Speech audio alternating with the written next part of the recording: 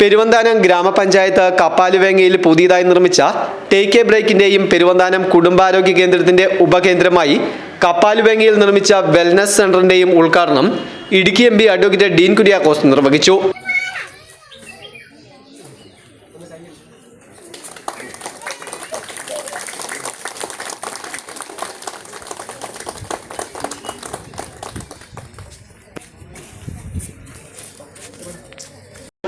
National health മിഷനും ward member Ebin കുഴിവേലിയുടെ നേതൃത്വത്തിൽ പെരുവന്താനം ഗ്രാമപഞ്ചായത്തും ചേർന്ന് 10 ലക്ഷം രൂപ മുടക്കിയാണ് വെൽനസ് സെന്റർ നിർമ്മിച്ചത്. പഞ്ചായത്ത് ശുചിത്വ മിഷനുമായി ചേർന്ന് 5 ലക്ഷം രൂപ മുടക്കിയാണ് ടേക്ക് എ ബ്രേക്ക് നിർമ്മിച്ചത്.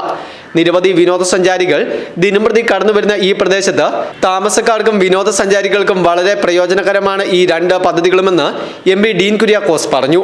പഞ്ചായത്ത് പ്രസിഡന്റ് നിജിനി ഷംസുദ്ദീൻ അധ്യക്ഷത വഹിച്ച യോഗത്തിൽ പീരുമേട് MLA വാഴൂർ സോമൻ മുഖ്യപ്രഭാഷണം നടത്തി.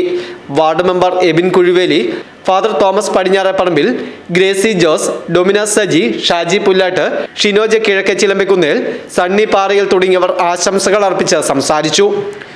News bureau, Mundakayam.